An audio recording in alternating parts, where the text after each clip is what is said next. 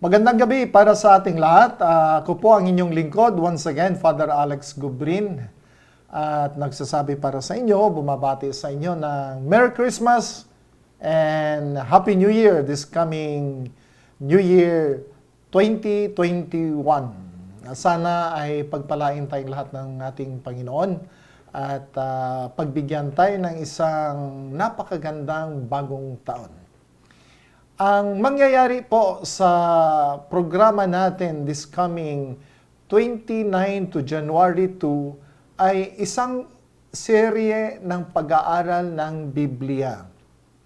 At ito'y tatawagin nating engagement with scriptures. Kung saan tatalakayin natin kung paano ang isang mag-aaral sa salita ng Diyos gumalaw at isa proseso ang pag-aaral ng salita ng Diyos o ang Biblia.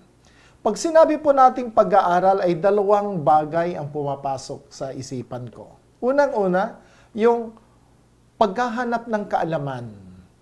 Marami sa atin na nais matuto, no? Kung ano ang nilalaman sa Biblia at ano ang sinasabi nito sa ating buhay. Kaya, yan ay isang parte ng pag-aaral sa Biblia. Pero meron din tayong sinasabi ng pagpupulot aral sa Biblia. Kaya titingnan natin yan dito sa serye na ito kung paano natin gagawin yan. At yan ay magsisimula tayo sa mga general introduction to the study of the scriptures. Tapos yung mga dalawang sessions ay medyo specialized ang ating pag-aaral sa Biblia. Makita lang natin kung paano hawakan at pag-aralan ang teksto ng banal na kasulatan. Maraming salamat po at welcome once again at sana ay mag-enjoy kayo. May party dito na medyo mas mabigat sa iba, pero sana inaasahan kong mag-enjoy tayo sa pag-aaral ng Biblia. Maraming salamat. Once again, Merry Christmas and Happy New Year. Shalom and welcome. Discipleship in the Road to Crisis in the Gospels of Mark and Luke.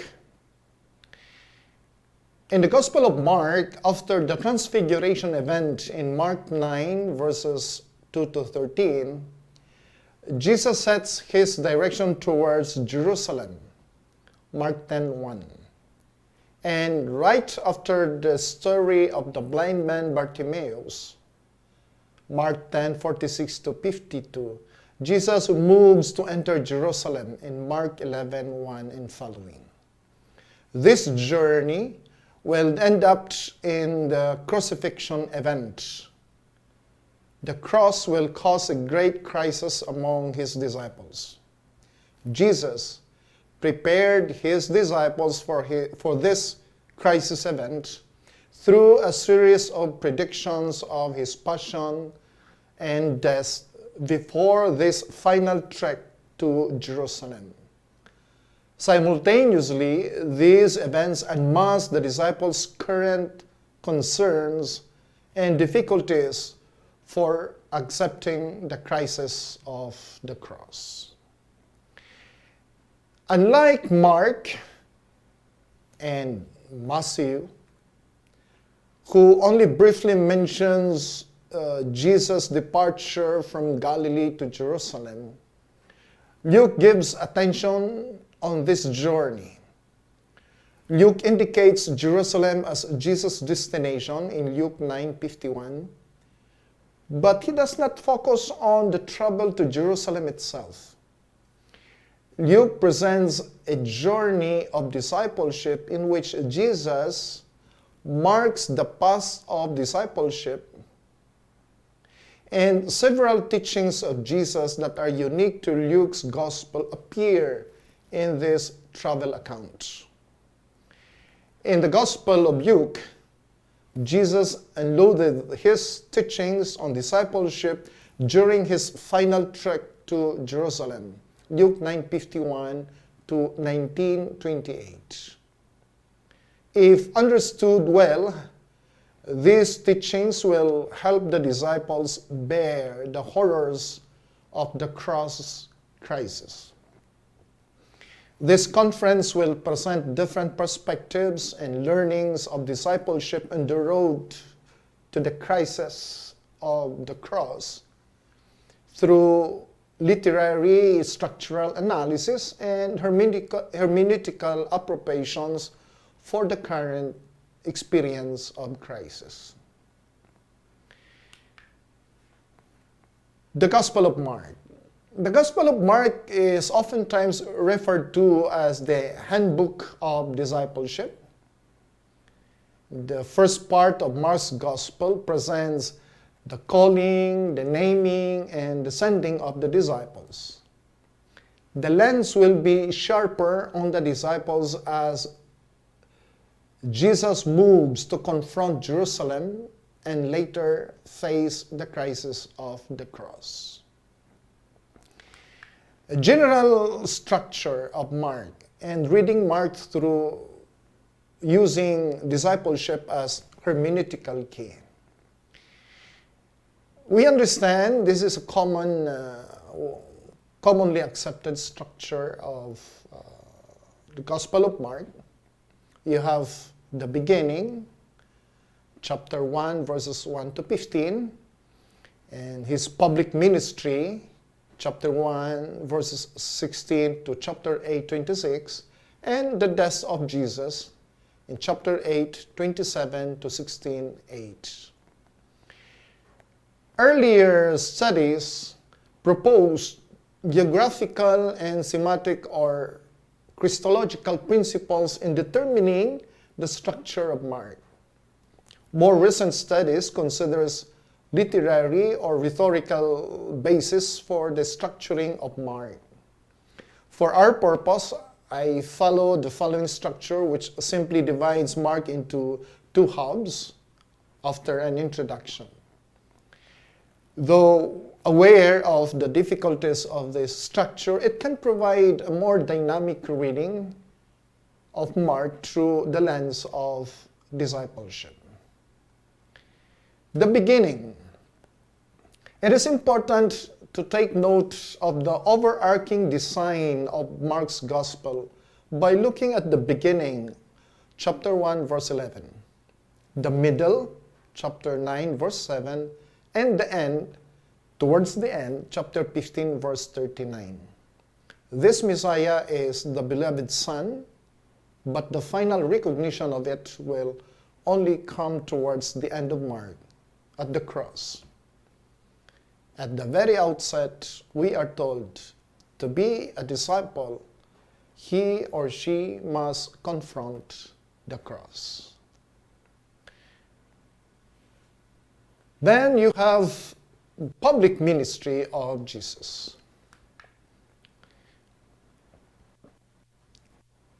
This part focuses on the ministry of Jesus and the people. The disciples will be introduced to in a progressive upgrading of their status. In the first section, you have Jesus, narratives about Jesus' authority. In chapter 1, 16 to 3, 12. Right after the introductory part of Mark, Jesus calls his disciples, the calling of the disciples. This episode is followed by events and situations where Jesus is performing as the Messiah.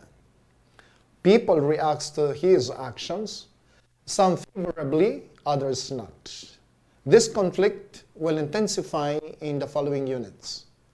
This unit will also end with a transitional.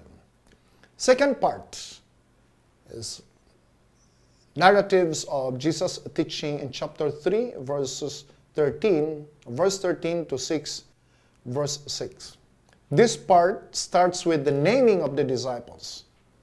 The status of the disciples is upgraded from calling to naming. The conflict intensifies just as the response to Jesus' action are also intensifying. These two will end with a transitional. Third part, narratives of Jesus and mission, in chapter 6, verse 7 to 8 to 26. This part starts with the sending of the disciples. Again, the status of the disciples is upgraded from calling, naming, and now sending. Again, the conflict intensifies, and so the reactions of the people also intensify. These two will end with a transitional story in Mark 8:22 to 26 that may be considered as a transition of the first part of Mark, or first half of Mark, to the second part of Mark, considering its theme that connects all the previous episodes, blindness of the people. That is from chapter 1:16 to 8:26. This connects to the next half Mark in chapter 8:27 to 16:8 that will also carry the same theme of blindness, this time not of the people, but blindness of the disciples. The second part of Mark, or the second half of Mark, which is the focus of our study. This part deals with Jesus' journey to Jerusalem and its consequences, and focuses on Jesus' teaching and the cost of discipleship. First part, Jesus' instruction of the disciples. Jesus tells 3 times about his death in Mark 8:31, 9:31, and 10:31, or 33. It is interesting to note the reactions of his disciples every time Jesus predicts his death. Here we start to see the unmasking of the heart of the disciples. This ends with a transitional story parallel to the ending of the first half of Mark 10:46 to 52. Here, while Jesus unmasked the heart of the disciples, he also unloads his teachings on discipleship. Lose your life, be the last, and be the least. The teachings of Jesus address issues of status and power that are social, to save or to lose life, economic, first and the last, and political in nature, the greatest and the least. This section will bring back again the theme of blindness, this time not of the people in general, but of the disciples in the story of the blind man Bartimaeus in Mark 10:46 to 52. And the second part of this second half is Jesus confronts Jerusalem. He moves towards Jerusalem, 11 verse 1 to 13 to 37. Jesus nears the cross. He engages in dramatic acts of civil disobedience, which provoke the authorities to conspire and to arrest Jesus in 12:12. Confrontation with the scribal establishment, among others, in 12:35 to 44. And then moves to the death of Jesus and his resurrection in chapter 14, 1:16 to 8. Jesus is presented as a victim of court intrigues in 14:53 to 15:15, and this part concludes with the prophet's execution and burial in a tomb in chapter 6, 29, 15, 46. We move to the Gospel of Luke. While the Gospel of Luke is typically remembered for the universality of salvation and Jesus' compassion, it also presents the demanding lifestyle that Jesus both lived and required of his followers. In the travel narratives, Luke presents this demanding lifestyle for a disciple while Jesus is moving towards Jerusalem to confront the final rejection, the crisis of the cross. general structure of the Gospel of Luke, the most commonly accepted, and reading it through discipleship as hermeneutical key.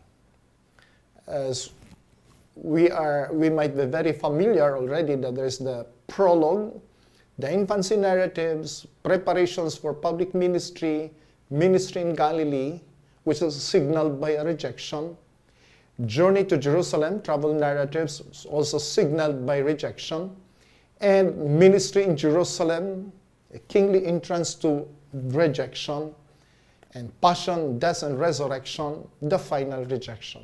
So at the very outset, we have seen the narrative, the entire narratives of rejection. This prophet will be rejected. Luke does not stress that as the Son of God, Jesus was misunderstood by all who came in contact with him, as in Mark. Nor does Luke emphasize that Jesus was a new Moses, bringing a new interpretation of the law for his followers who were to keep the law even better than the scribes and the Pharisees, as in Matthew. Instead, Luke emphasizes that Jesus was a Jewish prophet, much like the prophets of old. He was born like a prophet, he preached like a prophet, he healed like a prophet, and died like a prophet. So you have the structure of Luke. You have the prologue where Luke states his purpose and dynamics of writing. The infancy narratives. Luke reports the extraordinary circumstances surrounding the birth of a prophet. Preparations for the public ministry. Luke reports how Jesus prepares for the mission like a prophet.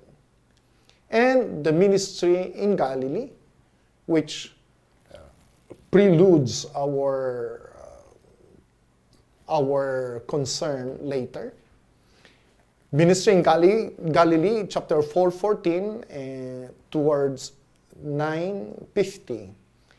At the very beginning of Jesus' ministry, he was rejected in 4:16 to 30. Just after he delivered his first attempt to preach in his hometown to present his platform or agenda, he almost got killed. This event signals not only the path that Jesus, the prophet, will be taking, but this will also serve as a warning for those who want to follow him. In fact, towards the last part of this phase, talks about discipleship that will set up as a background of Jesus' journey towards Jerusalem. And chapter 9 starts with the sending of the 12 with clear instruction, the return of the disciples and the feeding of the 5,000. Then, after Peter's confession about Jesus and the first prediction of his passion, Luke immediately placed the conditions of discipleship: to deny oneself. Then, the transfiguration event is registered with explicitly stating that Jesus will accomplish his exodus in Jerusalem. Then, we also read the second prediction of Jesus' passion, immediately followed by an argument arose among the disciples about which of them was the greatest. These series of events are closely knit to provide signals and background setting of the next phase, the journey to Jerusalem. In chapter 9:51, verses 19 to 27. Mark and Matthew, Mark in chapter 10, verse 1, and Matthew 19, verses 1 to 2, only briefly mentions Jesus' departure from Galilee in his trek to Jerusalem. But Luke gives greater attention to this journey. From the very start of this journey, Luke names Jerusalem as Jesus' intended destination. And he explicitly mentions Jerusalem in numerous times during the journey. Luke 9:53, 13:22, 34, 17:11, 18:31, and 19:11. This phase is also signaled by a rejection of the inhospitality of the Samaritan town in Luke 9:51-56. Here, we will give attention only to some texts much later. Then followed by the ministry in Jerusalem, 19:28 to 21:38. The following phase of his ministry is signaled by a kingly entrance to Jerusalem, but it is also a kingly entrance to rejection. Jesus is nearing the cross. Then followed by the passion and death of resurrection of Jesus in 22 verse 1 to 24:53. The last phase of Jesus' life is to confront the cross, his final rejection. He was born like a prophet, preached like a prophet, he healed like a prophet, and he will die like a prophet. Now, let's go back to the travel narratives in Luke, chapter 9:51 to 19:27. A closer look on our text of study. We will give attention only to some cases in this section. 1. The three that would be disciples of Jesus. The introduction of this episode provides context to help us understand that these episodes occurred in Jesus as Jesus walked with his disciples while en route to Jerusalem. In Luke 9:57, it says, as they were proceeding on their way. 3 cases. 1. I will follow you wherever you go. And Jesus' answer was, foxes have holes, birds of the air have nests, but the Son of Man had nowhere to lay his head. Lesson. Jesus' life was very inconvenient, and it will be so for those who chose to follow him. Second case. Lord, let me go first and bury my father. The response of Jesus was, let the dead bury their dead, but you go and proclaim the kingdom of God. Lesson. Cultural tradition over a singular opportunity to walk to Jerusalem. Devotion to the Lord is a disciple's highest priority. Third case. Lord, I will follow you. But first, let me say farewell to my family at home. The response of Jesus was, no one who sets a hand to the plow and looks at what was left behind is fit for the kingdom of God. Lesson.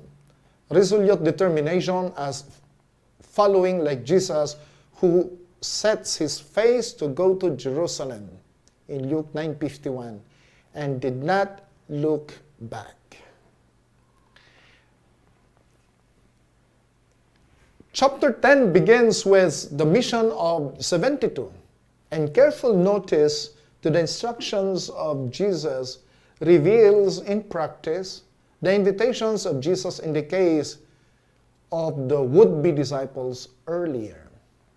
The disciples return with joy later. The case of a scholar of the law, the parable of the Good Samaritan, and the story of Martha and Mary, these stories are closely knit together into one theme: the love of God and the love of neighbor. The question of the scholar of the law provides the setting, and the Good Samaritan elucidates the love of the neighbor, while the story of Martha and Mary elucidates the love of God by being single-hearted and obedient listener to Jesus and God. A disciple must love. There are no exceptions of loving for the followers of Jesus. Love of God, love of neighbor. He or she must be single-hearted and holds nothing even as he or she confronts the cross. In the following weeks, Jesus' disciples would witness Jesus encountering many wounded souls along the way to Jerusalem, including an infirm woman in the synagogue, Luke 13, 10-17, a man with dropsy in Luke 14, 1-6, 10 lepers, at least one of whom was Samaritan in Luke 17, 11-19, the despised chief of the publicans, Zacchaeus, in Luke 19, 1-10. So Jesus would minister to each wounded soul as he encountered in the road to Jerusalem, thinking not of himself, even as he drew closer to his own death. And we gave attention to those who cannot be his disciples. The excuses against partaking of the banquet in Luke 14, 15-24, and the cost of discipleship in Luke 14, 25-33. These stories are closely knit together. While the parable of the great feast presents how possessions can be obstacle to discipleship, the ending of the following teachings of Jesus is very explicit. In the same way, every one of you who does not renounce all his possessions cannot be my disciple, in verse 33. First excuse, I have purchased a field and must go to examine it. I ask you, consider me excused. Field or land is the prized possession, for it defines the identity of an Israelite as part of the covenant people, Am Haaretz. I have purchased 5 yoke of oxen, and I am on my way to evaluate them. I ask you, consider me excused. This is equivalent to a huge business engagement. To have an ox is big. To have 10 oxen is huge. I have just married a woman, and therefore I cannot come. There were already reports, and we have known that marriage relations in the cultural context in those times are related to possessions. A wife is considered as possession. At the end of this unit, Luke brings back the theme of discipleship. If anyone comes to me without hating his father and mother, wife and children, brothers and sisters, and even his own life, cannot be my disciple. Whoever does not carry his own cross and come after me cannot be my disciple. In the same way, every one of you who does not renounce all his possessions cannot be my disciples. 3 times, the phrase cannot be my disciple is employed. Renunciation and sacrifice cannot be ruled out in the path of following Jesus. The cross is at the very center of this challenge. Concluding reflections. Crisis unmasks the human heart. As Mark's gospel presents Jesus as the misunderstood Messiah, it also unmasks the inner concerns of Jesus' disciples. To save one's life, to be the first, to be the greatest. The response of Jesus is clear-cut. Lose it, be the last, and be the least.